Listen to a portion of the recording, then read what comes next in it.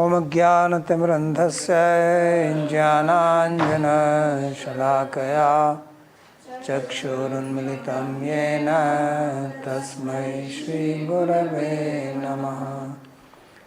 वन्देऽहं श्रीगुरोः श्रीयुतपदकमलं श्रीगुरून् वैष्णवांश्च श्रीरूपं साग्रजातं सहगण रघुनाथान्वितं तं सजीवं साद्वैतं सावधूतं परिजनसहितं श्रीकृष्णचैतन्यदेवं श्रीराधाकृष्णपादान् सहगण ललिता श्रीविशाखान्वितांश्च। हे कृष्णा करुणा सिन्धो दीनबन्धो जगत्पते गोपेश गोपिकान्त राधाकान्त नमोऽस्तुते। तप्त कांचन गौरांगी राधे वृंदावनेश्वरी वृषभानुसुते देवी प्रणमामि हरिप्रिये। नमो महावदान्याय कृष्णा प्रेम प्रदायिने कृष्णाय कृष्णा चैतन्य नाम्ने गौरत्विषे नमः। पञ्चतत्त्वात्मकं कृष्णं भक्तरूपस्वरूपकं भक्तावतारं भक्ताख्यं नमामि भक्तशक्तिकम्। श्रीकृष्ण चैतन्य प्रभु नित्यानंद श्री अद्वैत गदाधर श्रीवासदि गौरभक्तवृन्द। हरे कृष्णा कृष्णा कृष्णा हरे हरे हरे राम राम राम हरे हरे। जन्माद्यस्य तोऽन्वयादितरतश्चार्थसुभिज्ञस्वराट् तेने ब्रह्म हृदय आदिकवये मुह्यन्ति यत्सूरयः। तेजो वारिमृदां यथा विनिमयो यत्र त्रिसर्गो मृषा धाम्ना स्वेन सदा निरस्तकुहकं सत्यं परं धीमहि। नारायणं नमस्कृत्य नरं चैव नरोत्तमं देवीं सरस्वतीं व्यासं ततो जयमुदीरयेत्। स्वस्ति अस्तु विश्वस्य खलः प्रसीदतां ध्यायन्तु भूतानि शिवं मिथो धिया मनश्च भद्रं भजतादधोक्षजे आविश्यतां no मतिरप्यहैतुकी। Reading from Śrīmad-Bhāgavatam, canto 10, chapter 57, verse number 29. So we read how Sri Krishna he returned from Hastinapur to Dwarka along with Satyabhama and Balram, and then he planned to deal with Saddhanva who had killed Satrajit. And when Saddhanva came to know, he ran away, and Krishna and Balram chased him. Then Krishna killed him, and Balram was not very happy because he thought that Krishna has taken the gem and hiding it, and now telling lies that he did not find it. Because he thought that Krishna is greedy for the gem. So that's why he got upset and he left and he went to Mithila. So wealth is such a thing, it can divide people. Krishna and Balaram were together, it's not possible. It's just to show that how wealth creates friction and faction. You see generally in the families, sister, brothers, parents, they fight over wealth. So then Krishna, he told that you go back, and he has given gem to somebody, so you search it, I am going to Mithila. So Krishna came back. That is what is being described. He did the samskara for the dead body of Satyajit. Akruraha krit varmacha shrutva satdhanorvadham vishutarubhaya vitrastau dvarkaya prayojakahu. So when Akrura and Kritvarma heard that Satdhanva has been killed, so now they got scared because they were also party to it. So therefore it says Yushatu. So they actually decided to leave that place Vitrastav, because they were trasta, they were scared. So better said that we leave this place. Otherwise now it is our turn. So Dwarkaya, why? Because they were Prayojaka. They were the one who inspired, they were the Prayojak Karta. And Prayojak Karta is one who gets the result. So therefore they decided that better that we run away from here.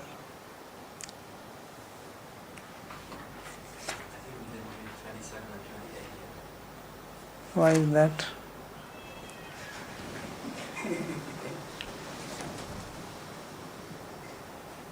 No?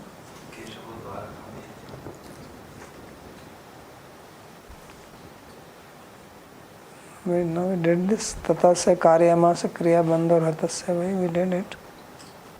No? Yeah, we did it. We did it. So he got disturbed because of the jam.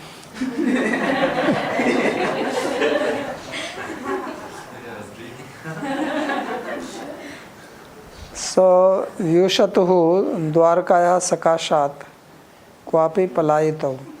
So Vyushatuhu means that they ran away from Dwarka, and they ran in two different directions.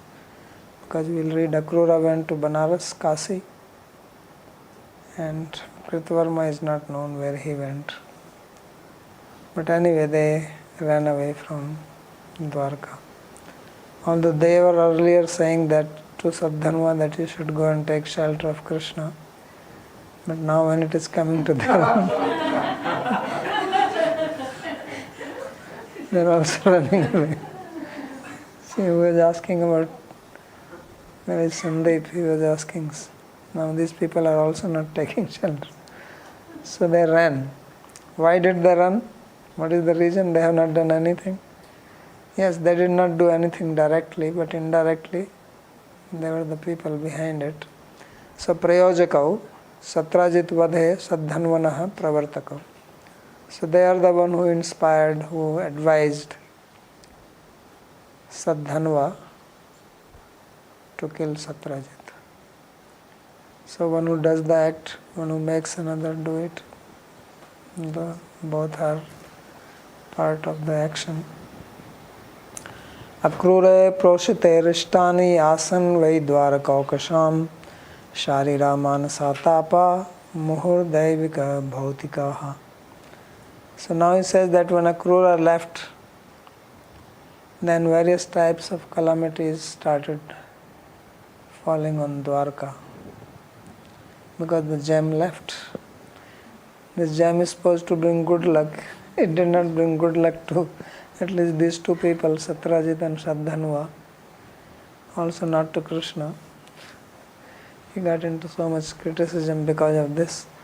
But now he says that when Akrura left, then all types of bad things started happening in Dwarka. There were physical problems, people started getting sick, manasa, mental disturbance, quarreling in the family, fighting, and muhurdaivika bhautika, also some divine problems, too much rain, no rain. So all these adi bhautika, adi daivik, adhyatmic problems started coming. Why? Because the gem left the city. So tadeva vrajdevi aparadha phalam idam akrurasya yad bahuvars paryantam krishna vichcheda dukkha anubhava tad vipaks jan sanghate kashipuram vasasya. So why he has to leave? So he says because he has committed offense to Vrajdevis, Akrura. He caused separation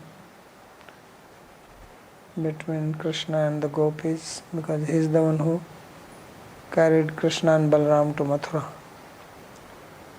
So now Akrura also has to be separated from Krishna. So therefore he has to go to Banaras, which is the city of Advaitavadis. You are going there? So those who commit offense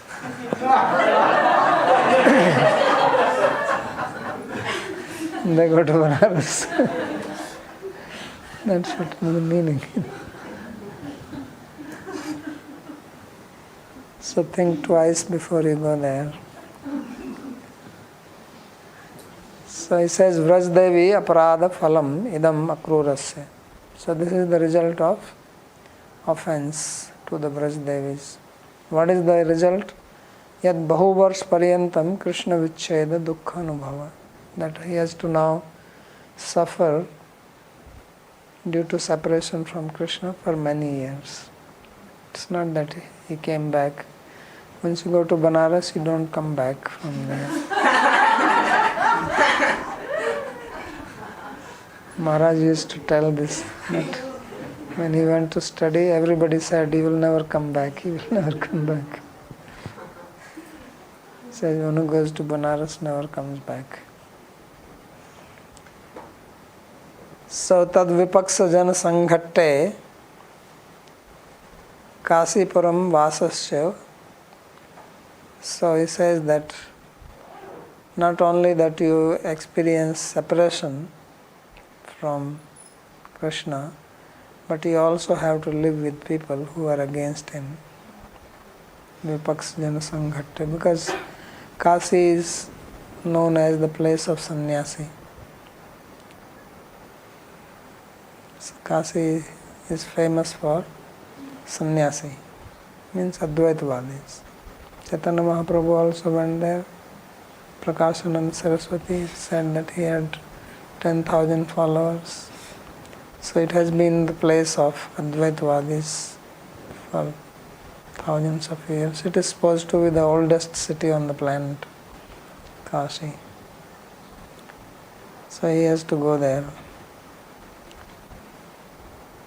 So Vasatasyam Baldev Katichin Mithilayam Samavibhu Ityukter Yavanti eva Varshani Mithilayam Baldevo Avasat Tavanti eva Akruro api Varanasyam Tasyam cha tasya Rukma Vedika Nana Yagyan Brahmanebhyo Bahudan Khyati cha Srutva Krishna naiva Prasthapite Akrura iti Karne Japti Jane Satyabhama Ramadinam api Avishvase Sati Punar udbhutam swasmin mashtum dvarkasthalok dvare vakruranen karnani bhagavata eva srishtani nanarishthani iti tattva. So first he is saying that he stayed in Kasi as long as Balram stayed in Mithila. And about Balram it was said that he stayed there for few years. Vasatasyam katichin, few years he stayed in Mithila. So therefore he also stayed as long as he was there. So, and then when he was there, tasyam cha tasya rukma vedika nana yagyan brahmane bhyo bahudan khyati. And there he became very famous, that he was doing a lot of yagya, he was giving charity to the brahmanas, and his yagyas were very opulent. Rukma Vedi, he was making the golden Vedi where he do the yagya, because he was getting so much gold every day. Remember, 8 bharas. So he is giving charity. So when this news came to Dwarka that Akrura is in Banaras and he is doing big yagyas, he is doing charity, then another rumor started. And now rumor was that this is Krishna's plan. Krishna actually took the gem and he sent Akrura with it, that you go away and you take it. Because Akrura was very devoted to Krishna. So he says this is all Krishna's plan. So that's why he says, Sutva Krishnenaiva prasthapito Akrura iti karne japti jane. So people started spreading this rumor in Dwarka that Krishna is really after this gem. And he has sent Akrura that you go and be there. And after some time people will forget. Then you come back and give it to me. So when Krishna heard this, then he planned to get him back, so that people know what is the truth. So then he created various problems in Dwarka. All these problems which people thought that it is because of not having the gem, but they were created so that people will think, okay, now we have to get Akrura back. So then he sent people to get Akrura back. And that's what he will describe. So Satyabhama Ramadinam api avishvase sati.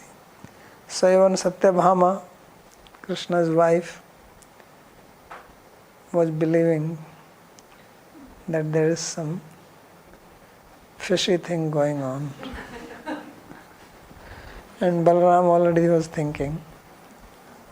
So poor Krishna has to again do something to clear his name. So Satyabhama Ramadinam api avishvase sati punarapi udbhutam swasmin marshtum. So again the same problem came to him, and now he has to clear his name. Swadvarkastha loka dvarai eva krura anand karnani bhagavata eva srishtani. So then Krishna, he created all these causes so that he could call Akrura back, send people, get him back, and then he will tell him, show the gem and tell everybody what is the story. So nana arishtani iti tattvam. He says this is the truth. Tad buddhva dvarkayam arishta darshanam kala vashadeva abhutam iti vadta muninam matam anudya dushyati akrura iti dvabhyam. So first Sukadeva Goswami speaks this verse and the next to show that how people were talking, and then he will say that this is not true. Eke Vaishampayana. So his next sloka also is, this commentary is mixed. Ityang updishanti eke vishmritya pragudahritam munivas nivase kim ghateta rishta darshanam. So he says that some people speak like this, that all these calamities, problematic situations, 3 types of problems in Dwarka, they came because Akrura left with the gem. So he says some speak like this, although they forget what they themselves have said earlier about Krishna. Means even the sages, thinkers who recognized Krishna and have glorified him, now they forget it. And now they are contradicting themselves by speaking like this. So sometimes people speak and then they speak just opposite of what they have spoken earlier. They forget. So he says Vismritya Pragudahritam. Forgetting what they have spoken earlier, then they speak to contradict their own words. Because people have short memory, so short that they forget what they have spoken, what to speak of what others speak. So Munivasa Nivase Kim Ghatet Arishta Darshanam. He says, how is it possible that any problems can come where Krishna is there, who is Munivasa Nivas, who is the residence of the sages and he is living there.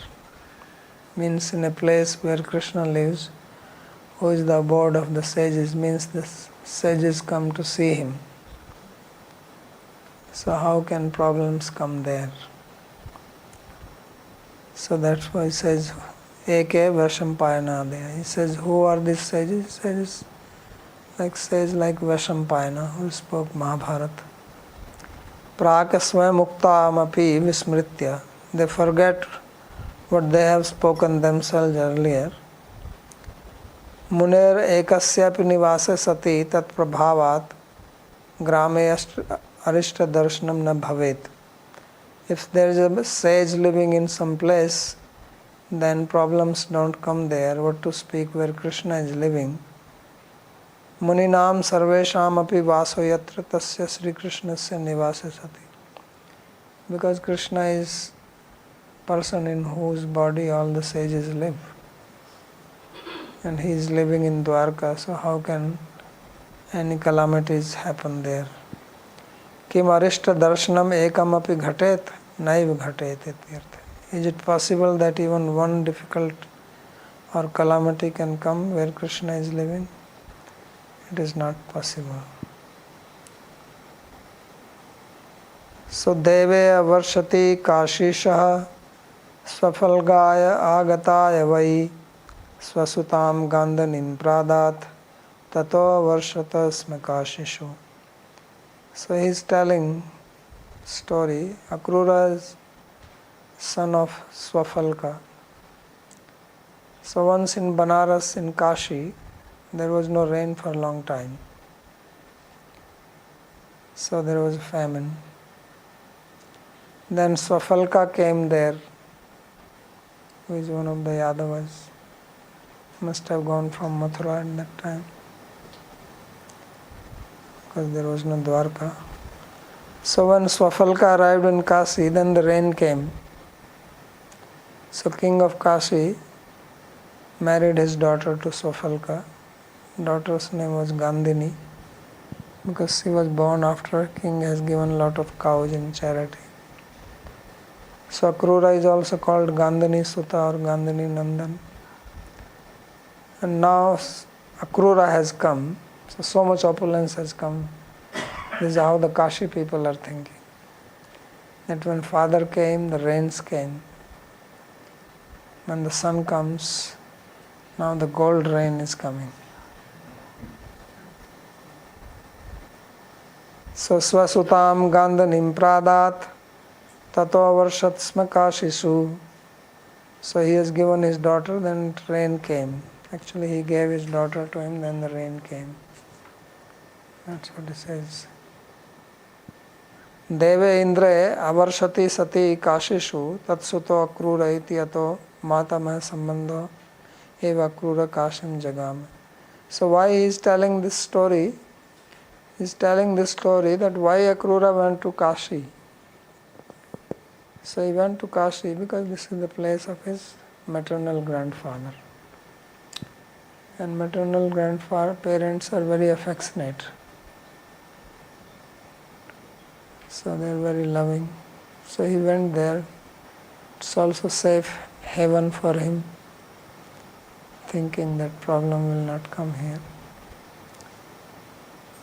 Sattat sutastat prabhava savakruro yatra tatraha devo bhivarshate tatra nopatapa namarikaha. So now the people of Kashi are thinking that this is Swafalka's son. First when father came, then the rains came. Now the son has come. So everywhere there is a rain and nobody is sick. There are no difficulties. Everything is calm and quiet. So these people have some power. So Akrura is being received everywhere. Wherever he goes, people respect him. So iti vruddhavacha shrutva netavadhi karanam iti matva samanaya praha Akrura janardana. So when Krishna heard all these statements from the senior people, so he says this is not the cause. And thinking like that, he called Akrura. Samanaya means he sent people to get him there. And then he spoke to Akrura. So Akrura agamane vruddhanam vachnam srutva ihe tavadevana karanam kintu mamichhati antarmatva kashita Akruram samanaya.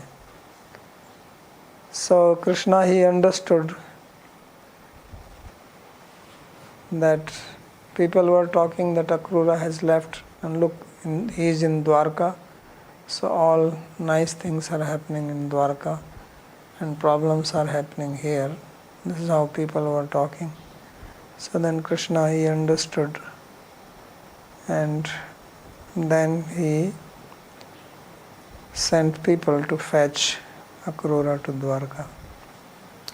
Says he has been for a long time. He should come back.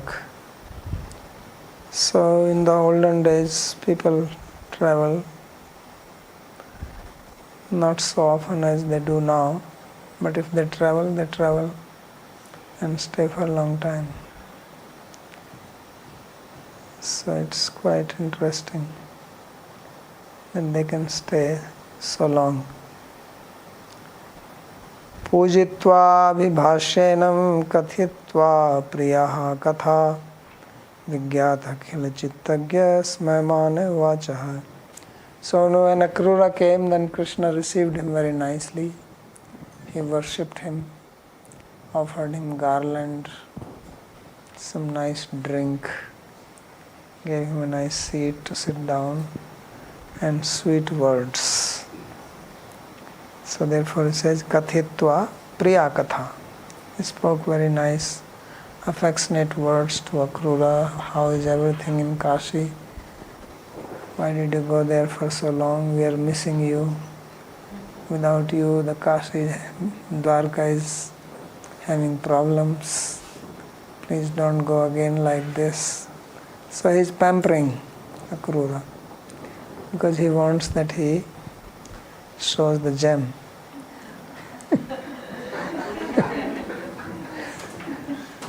And he should not have any worry that he is angry at me. Because if he thinks he is angry, he will refuse that, no, I don't have any gem. Right? Then what is he going to do? Kill him? No, he cannot do that. So therefore he is love bombing. He is giving him nice talk. And he is smiling. So when Krishna smiles, haso janonumod karicha maya. So when Krishna smiles, it intoxicates the other person because this is his maya. People forget.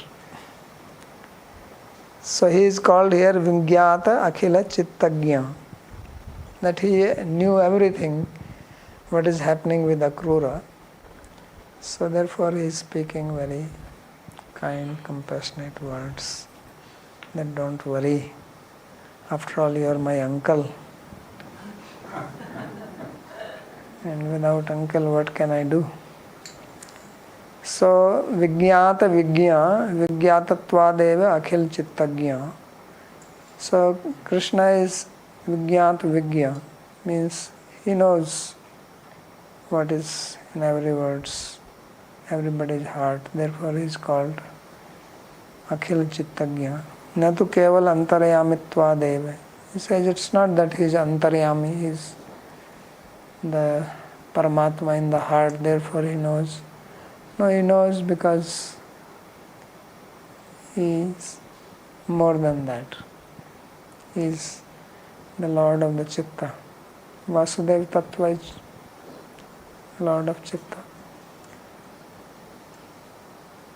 So, tasya akrura chitta jnanam kim chitram iti bhava. So, if he knows what is in the heart of Akrura, it is not very surprising. Ataha smayamana iti. So therefore he was smiling. Smile can go for miles. It can tell many things. So therefore he says this is what he was conveying by his smile. So he said, Natvam satrajiti kritvaira. Napi maneshwara. He says, I know that you are not against Satrajita. You are not against Satrajita. You have nothing to do with it. You have also not stolen the gem. Napi dhan lubdha. And I know that you are not greedy for wealth. I know all this. That's why he is smiling. Tvam tu mat param bhakta eva. And I know that you are my great devotee. Iti tvanmana ke maham na janami. So don't you think that I know your heart? You know this. So don't worry. Tvad antaryami namapi aham janami katham mattastvam vibheshi. He says, not only that I know you, I even know you who is inside you, the Paramatma. He says, I know you and I know your Paramatma. So don't fear from me. He wanted to make him completely comforted so that he doesn't tell lies, be truthful. He understands that Krishna is on my side. He is not upset with me or anything like that. So you have to know this niti, this type of behavior, how Krishna is dealing in particular situation. Although he is Bhagwan, he can do anything what he wants, but still he is teaching that how you have to live here in the world. So it's not that you have to always scare people. First is Sam, Dan, Bhed and Danda. These are the 4 types of niti. So he is just doing the Sam part. Sam means just being nice to person, take him into confidence, and then ask him, okay, tell me what's going on. So now he says, Nanudana pate nyaste stvayaste shaddhanvana shamantako mani shriman vidita purvamevana. He says, O Dhanapati,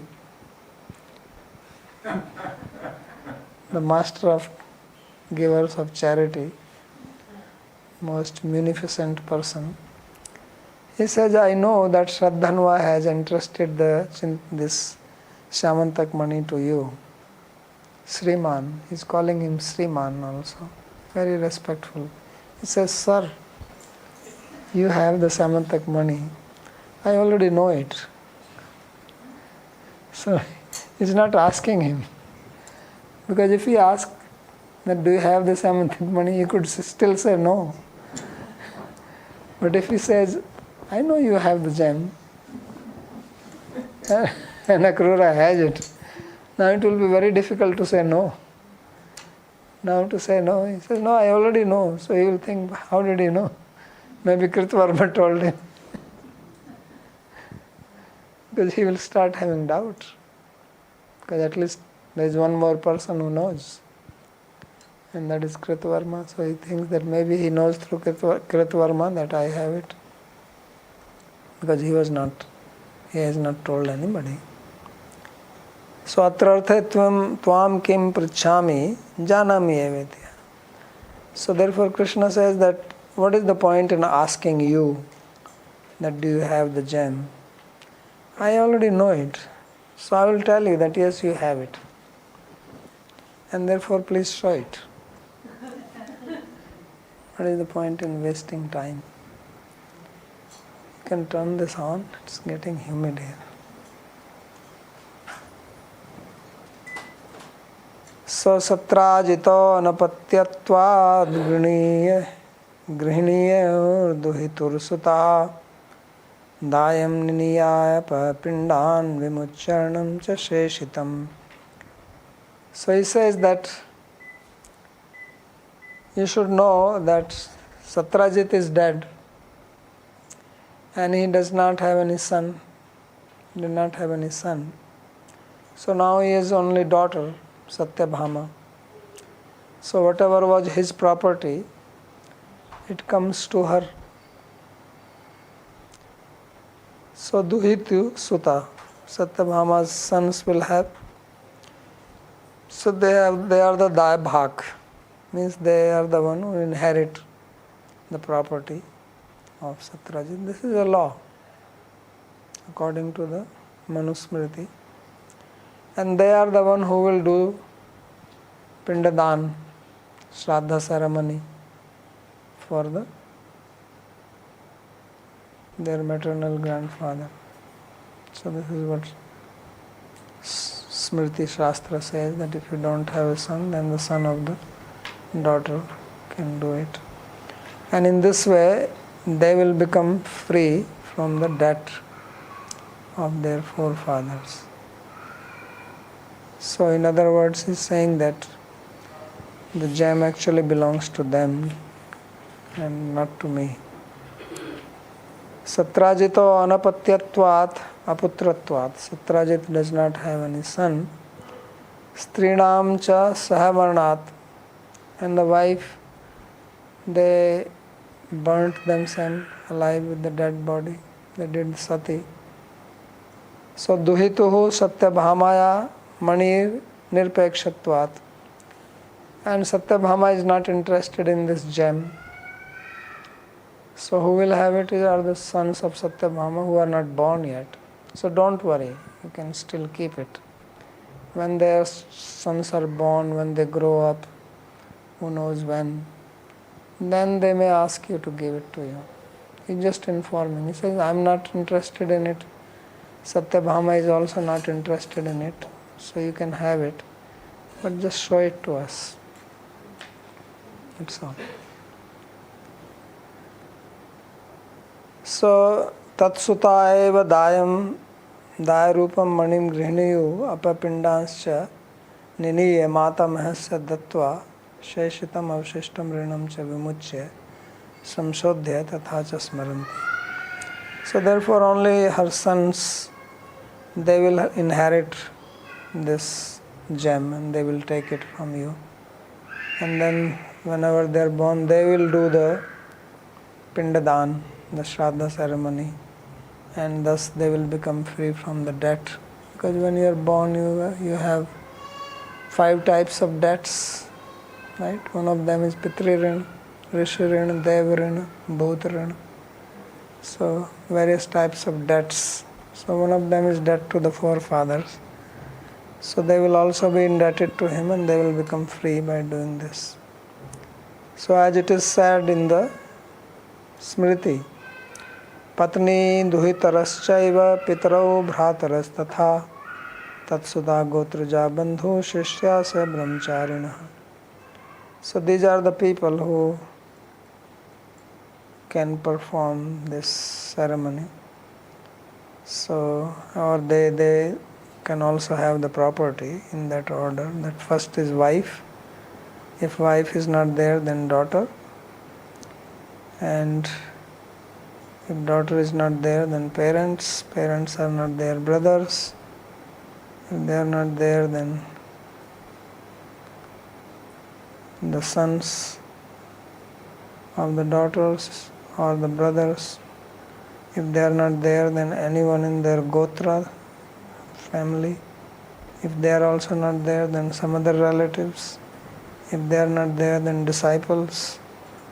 If they are not there, then classmates. So all this, the whole order is given. Who inherits? There is a lot of details, and then also who, if some of them are there, who gets how much percentage. So there in Dharma Shastra. Tathapi durdharastvanyayistvayastam suvrate manihi kintu mamagraja samyag ne pratyeti manim prati. And he says that it is not that everyone can keep this gem. You have to have some quality. Same thing, it's not that everybody can keep money. You give money to somebody, then that money also has to be protected. So you have to be powerful enough to protect it, otherwise not only that money will go, you will also go with it.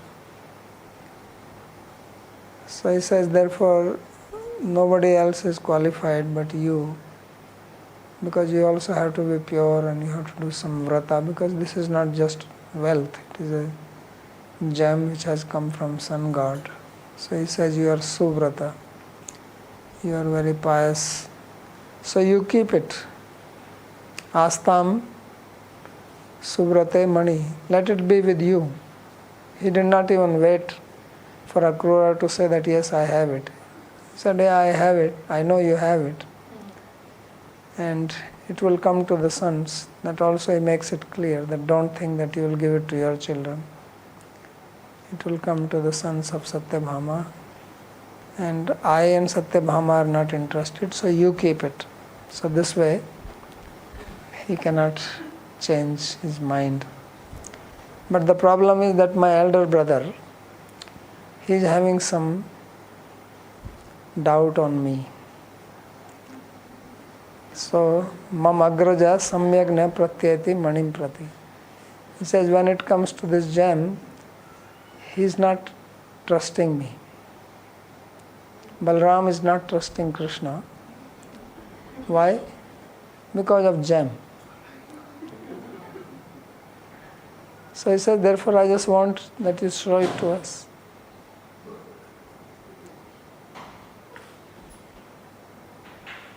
So tvai manirasti ityatratyaha sarveva jananti.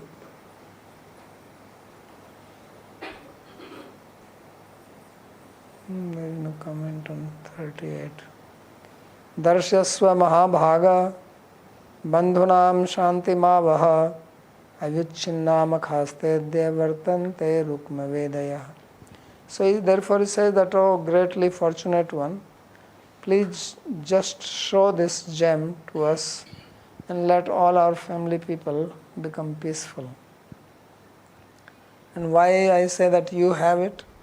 He says you are doing your yajna non-stop and everything is made of gold. The pots, the pans, the Vedi, everywhere there is gold.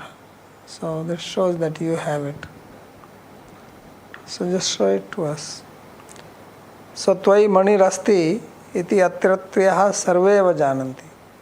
He says that you have the gem. People here, everyone knows this. Not only that I know it, but all others know that you have it.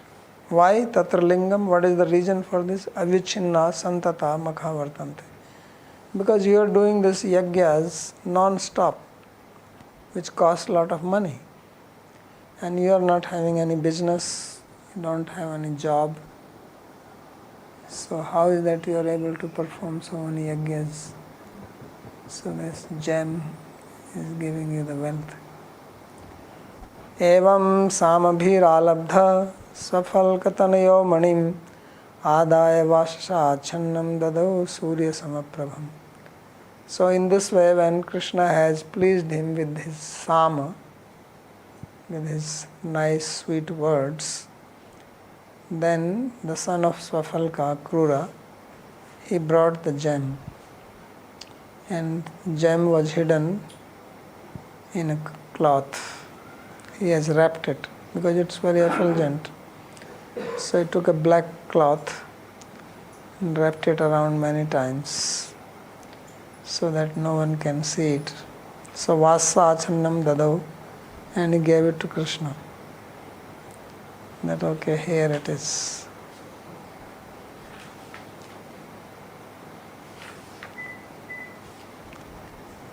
Samantakam darshitva jnatibhyo raja atmanah vimrijya manina bhuyas tasmai pratyarpayat prabhu. So then Krishna took the gem from him and then he showed it to everybody. All the people who were present. He says, please see this.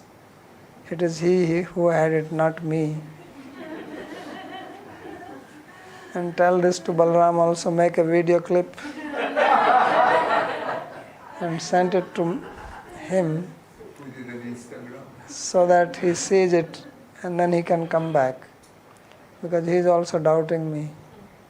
So let everybody know this. So darshitva jnatibhyo, he showed it to all his relatives.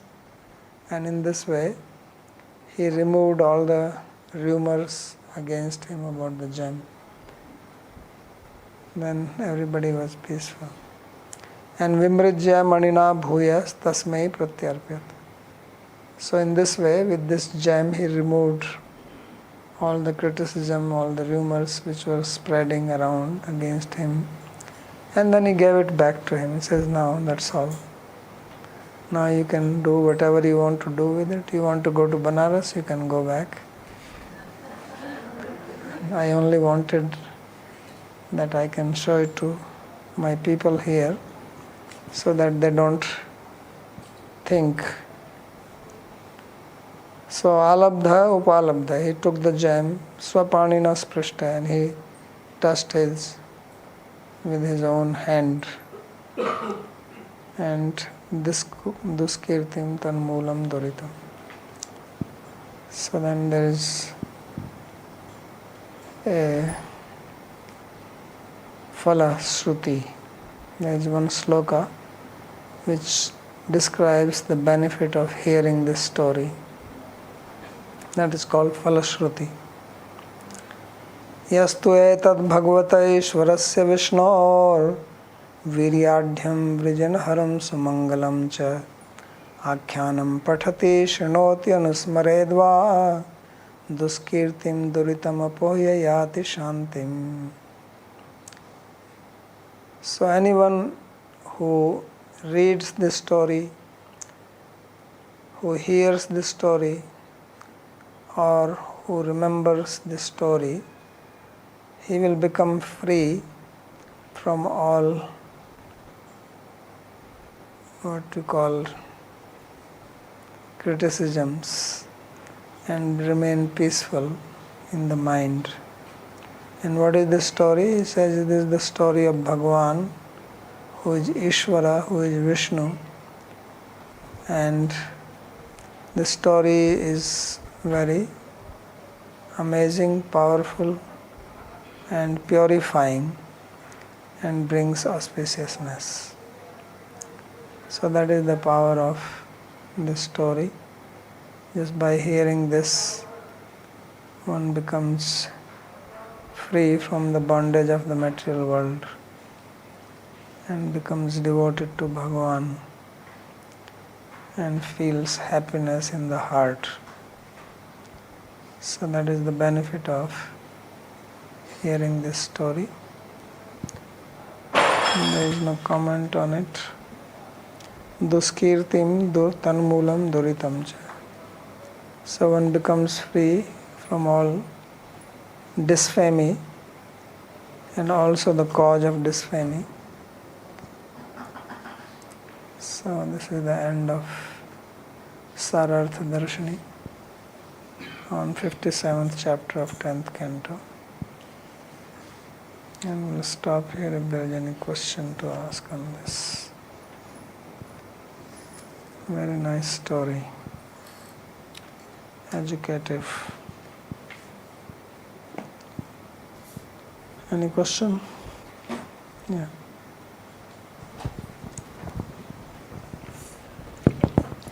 Dandavat Pranam Babaji, thank you for the class. So Babaji, this story and few others in the sort of the later half of Śrīmad-Bhāgavatam. So let's just take this one. Where is the bhakti aspect or the sweetness that we expect from Dasham Skandha, 10th canto? How to see that, or what is the? Could you share what's the? This whole pastime seems very different from many others. So how to understand?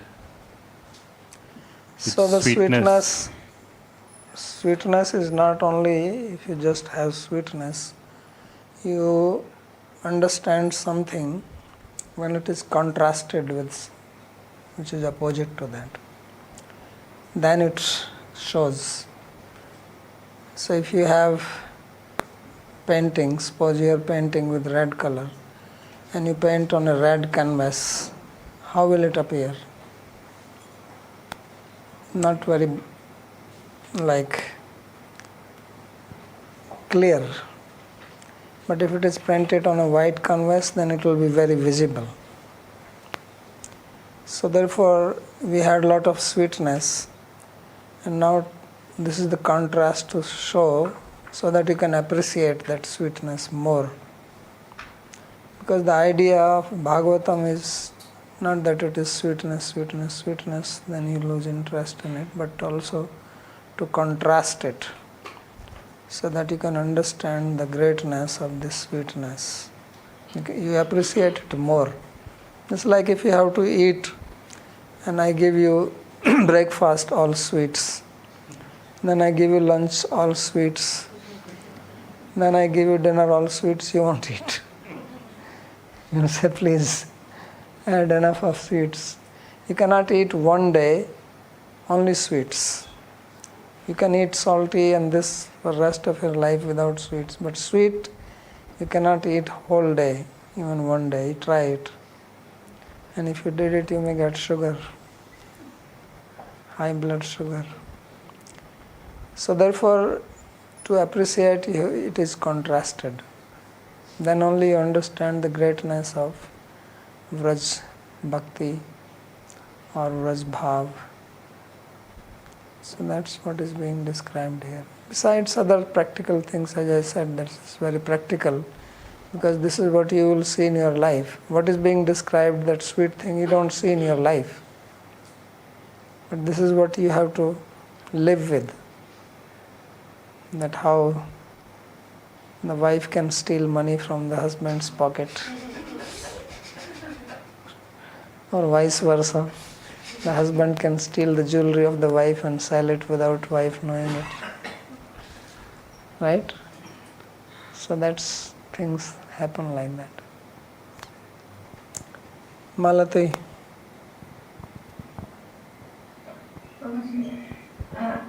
Could you explain the relationship between Krishna and Balaram? What I understand is that internally they understand the whole game. It's just they play this, and he even tells Akrura that Balaram distrusts him, but that's only external show. But internally they know exactly what is going on, both of them. So there's no distrust among the two. Is that correct? Yeah, it's not possible that they will have distrust like that. But as we said earlier, they are doing Rāsa-līlā. Like when Satyabhama went there, when it was described Naralokata, that they did like that. So this is how people are in the material world. They're showing that. That how brother does not trust brother. When it comes to some land, property, wealth. So these things do happen. But why do they exhibit this behavior? Because most people will not think that they are beyond that. People will think, well, even the Supreme acts like that. So this may put people in doubt rather than having more faith in Bhagavan. Put doubt what kind of doubt? Doubt about their dealings. If Bhagavan himself, and if his brother doesn't trust him, so but it seems. What doubt will come? His glories. Whose glory? Doubt that he doesn't behave in a ideal manner. Yeah, but then why is he saying that it is Narlokata? You have to read it. Why Shukdev said that they were shedding tears according to the social convention? Why did he say it?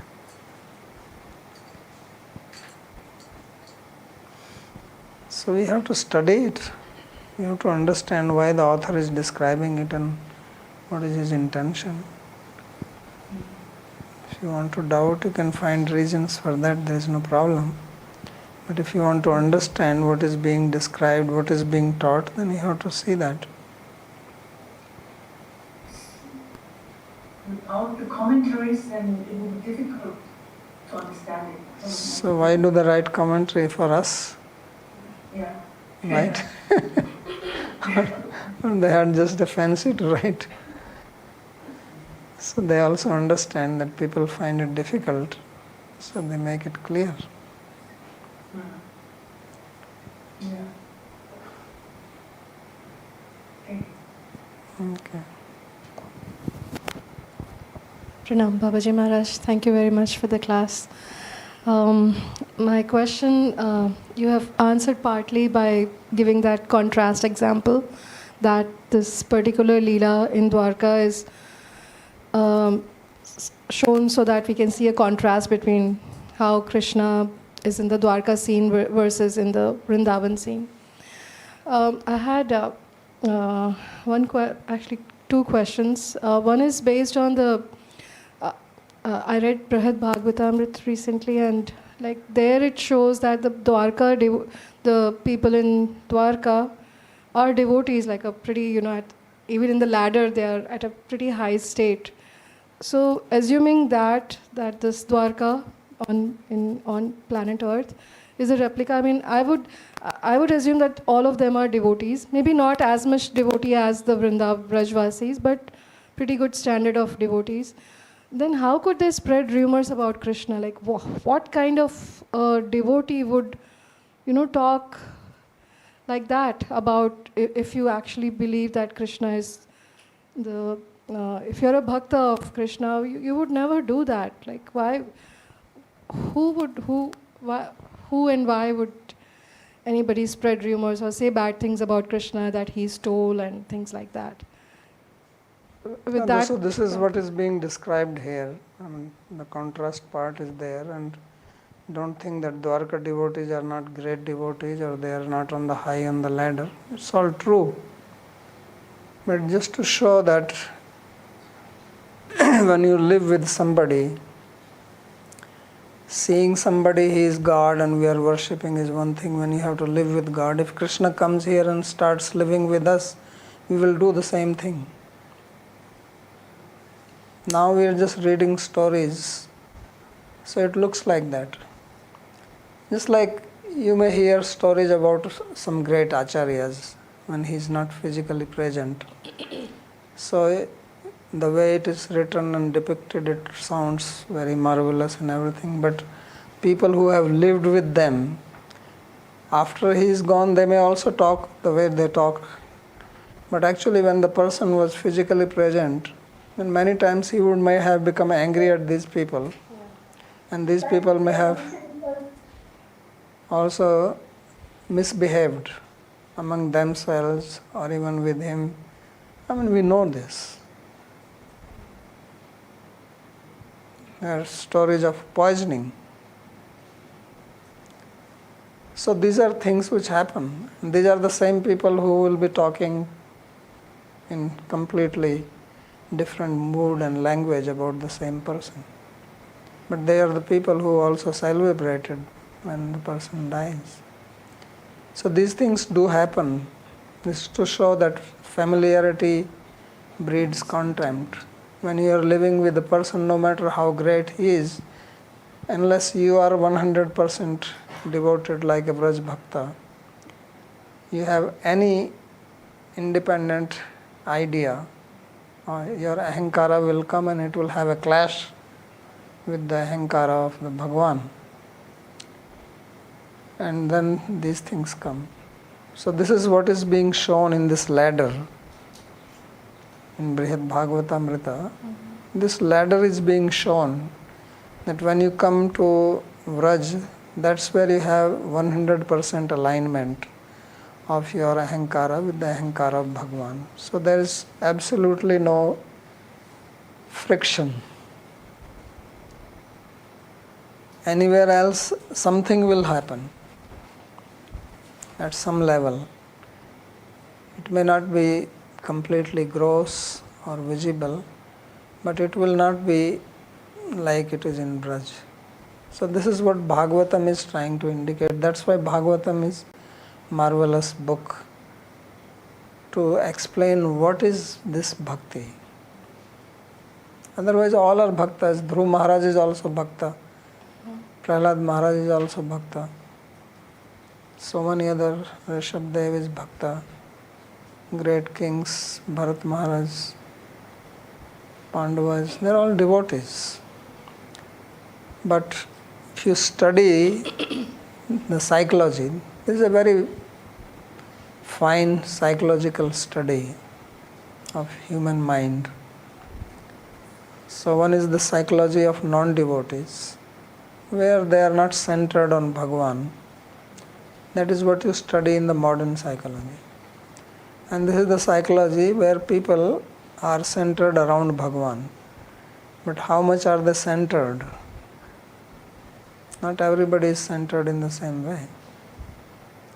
So the different levels. And the highest level is what is depicted in Braj. And in that also the topmost is today's Radhastami, Srimati Radharani. So this is the Vraj Bhakti. And it is not some joke, it is not something simple thing. It's not easy even to understand it.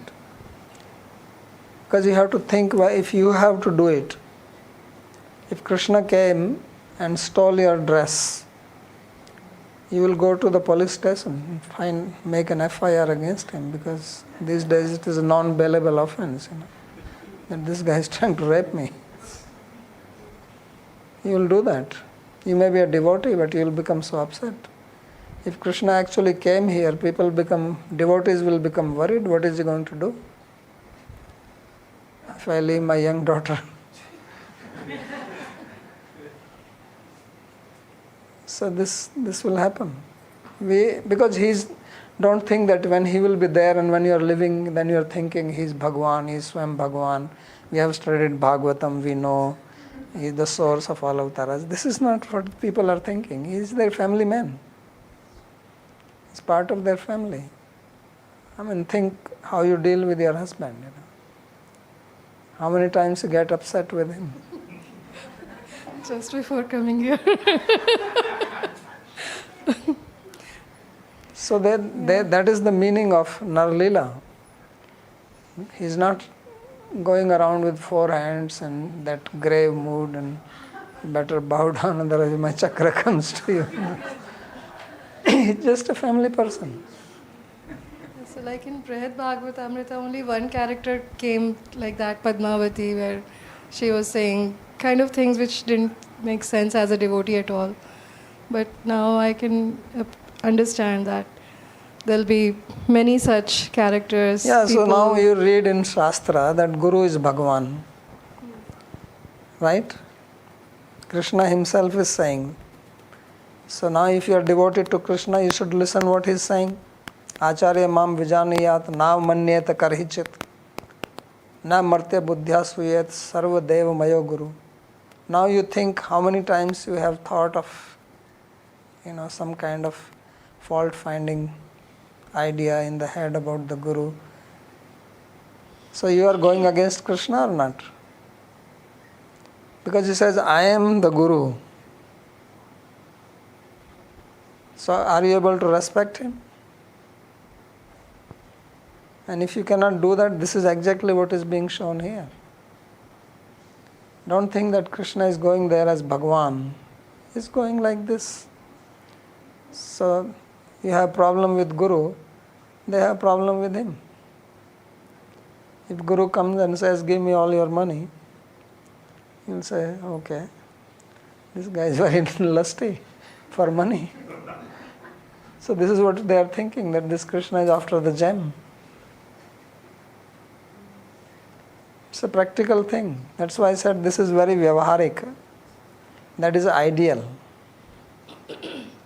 That we cannot even think, if we can even grasp it, which is the actually effort which Vyasadeva is making, that you try to grasp what is this Braj Bhakti. And this is the vyavaharik, what actually happens. It happens with all of us. Akrura, Sadhanva, Kritvarma are not somewhere in Dwarka. We are thinking they are somewhere. They are here. They are within us. We have the Akrura mentality, we have the Sadhanva mentality, we have the Kritvarma mentality. We have it. It comes out on different occasions. Other times we think, I'm a Shuddha Bhakta, I'm a pure devotee. What are you talking about? I will never do anything like this. Isn't it? Don't you think like that you are a pure devotee? Sometimes I'm sure you thought. I would think that whenever we go back or go to the spiritual world, I mean, we will only get the visa to go there once we become pure, and then things will be then we'll actually be pure and have real love for Krishna. Only that's the only visa which can take you there when you have Krishna Prem. So, but even with that, if you reach there, you can still have, because of familiarity, you can commit mistake. It doesn't happen there. It is to show you. Because if everything is just Braj Bhakti and only that is shown, you will understand nothing about Bhakti. I guarantee this. If Bhagavatam was only 10th canto, first 50 chapters, and there was nothing else, you will understand nothing. You will not get the faintest idea of what Bhakti is. So this is written so that we can understand that. It's very difficult to understand it. I keep on saying it, that Bhakti is the most difficult thing to understand. Misunderstanding, there are hundreds of misunderstandings, but actually to understand it, because this is not something which we have experienced. It's not our experience. And something which we have never experienced and we don't have the ability to experience is very difficult to understand. I give the example, it's like trying to teach music to a deaf person. So we are deaf, and Vyasa is trying to teach us some Krishna bhajan. Bajurai man Sri Nandananda. So you are looking at it. Like they say in Hindi, bhains ke aage been bajana. So that's what he is doing. We are like buffaloes, and Vyasa is playing flute in front of the buffalo. And buffalo is sitting and chewing the cud.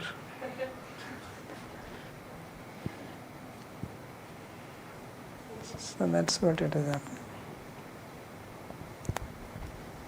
Okay.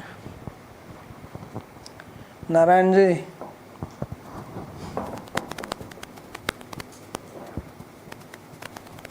Yeah, you're muted. I cannot hear you.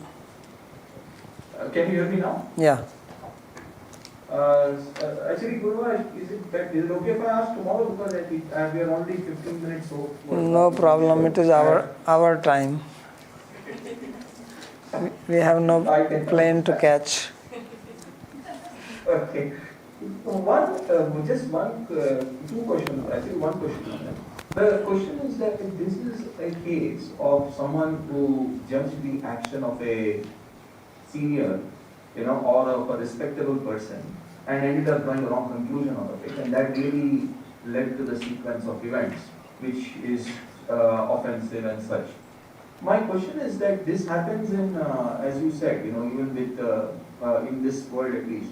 There was a story about how people had even disjudged Ramanujacharya when he was alive, and then later on we hear this story repeatedly, actually in all the sampradayas. Yeah. My question is, from a disciple perspective, how do we keep our bhakti intact and build that, how do we actually avoid getting into this situation?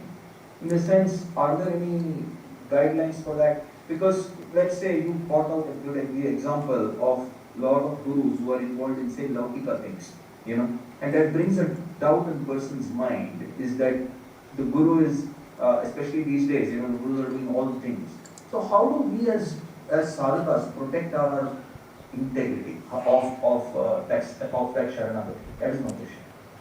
Yeah, it's a very good question and problematic situation.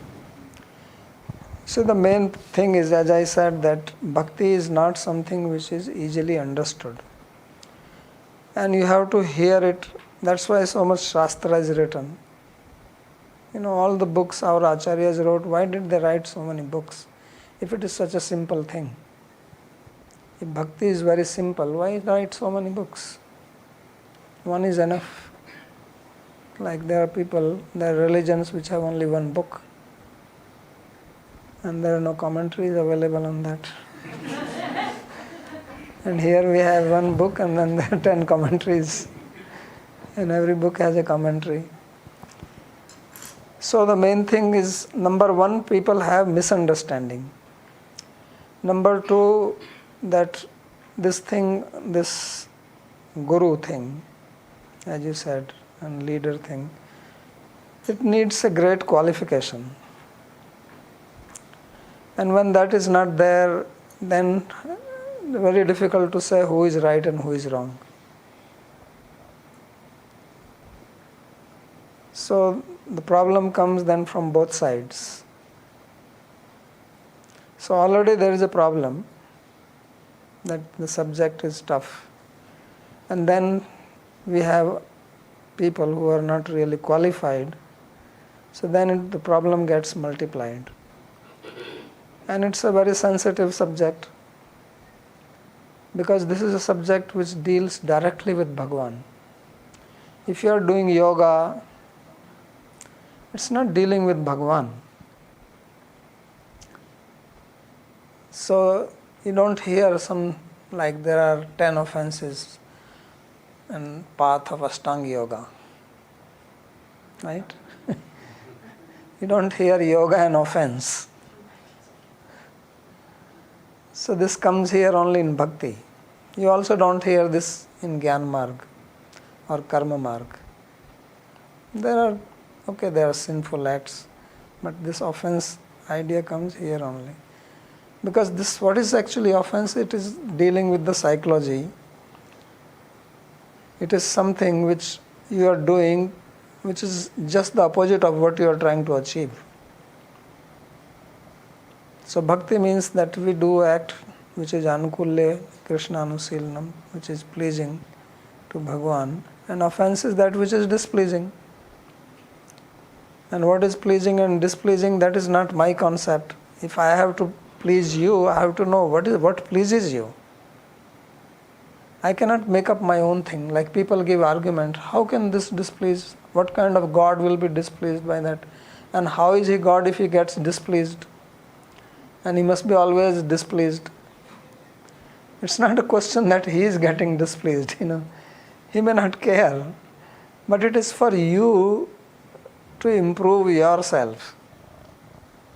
That if one day you have to actually deal with this person, you should become qualified to deal with him. It's not that otherwise all these millions of devotees, they are doing something wrong. Knowingly, unknowingly we do it. Then Krishna is the most displeased person. This is an argument you can give. So it is not like that. It is for us that how we learn to become sensitive, empathetic, to capture the heart of other person. That is when you become human being. Animal means who doesn't care for anyone else. Who cares only for that, himself or itself or whatever you want to say. And human being means who cares for the other. Because God is like that, God cares for everyone. So if you want to deal with a person who cares for everyone, we have to have qualities like him. And that's what path of bhakti is, that's why it is so difficult. So we have to understand him. And he is not a small guy. He has so many sides to it. And understanding is one thing, and then acting on that. And then acting, you can also act because the law says like that. But actually to act out of love. That is the highest thing. And that is the most difficult thing.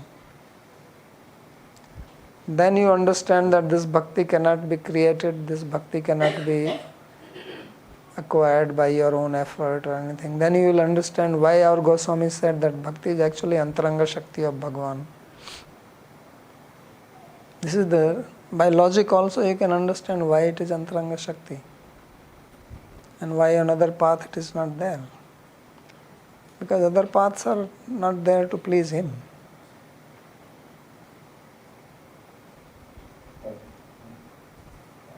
Thank you very much, Guru Maharaj. I guess that's why you explained I think you said this in 2 classes ago, but maybe I missed it. That is why I think you said that these behaviors do not manifest only at the prema platform. Anything before that, there is always scope for this kind of things to happen. Yeah, because when prema is there, then your ahankara is, I explain it more, what you call a play on the word, that it's called love. Love also means zero. In tennis they have like love 40, love this. So love means zero. Means if you want to love, you have to become zero.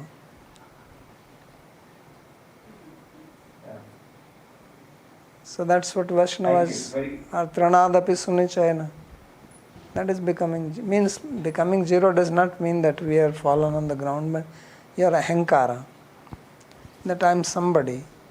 And this is the reality. It's not something which is artificial. This humility is not something that we have to artificially do it. Actually, this is the reality.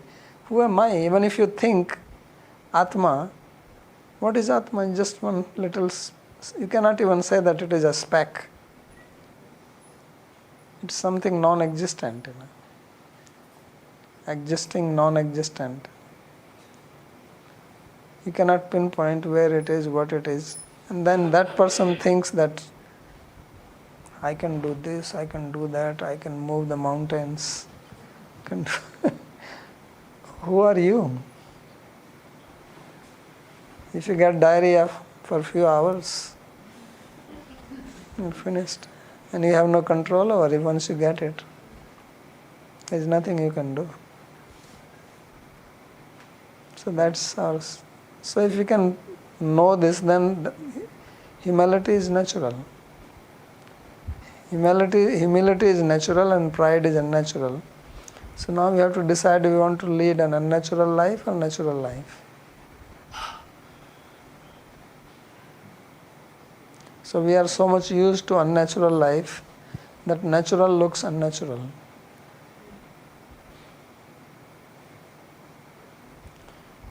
And then God will actually walk behind you. That is the beauty of it. Sonu vrajami ham, puye angru rainibi, puye tangru rainibi.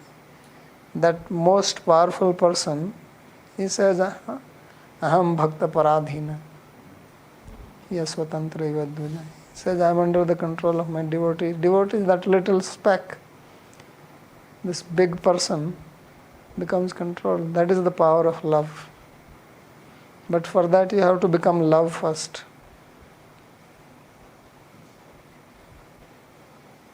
That is the hard job. Because after some time the grass comes up. You step on the grass, it comes up. Step on the grass, it comes up. Thank you. Okay.